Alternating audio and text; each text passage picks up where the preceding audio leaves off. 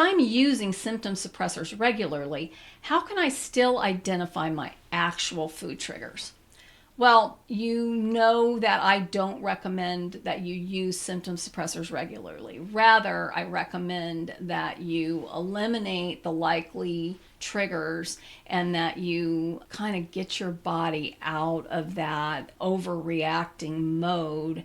And we need to do that really before we even check some of these other things, because when your body is really inflamed because of these food sensitivities, even if we do some of the other tests, the tests may show false positives or even false negatives because there's so much inflammation going on, it's hard to know what to prioritize. So I would recommend that you use something like my Human Energy System Reboot for a week, and then have a blood test. If this is something that you really feel strongly about, that you want to continue using your symptom suppressors and go back to your old diet, then I would suggest a blood test at that point after you've just turned down the heat a little bit internally.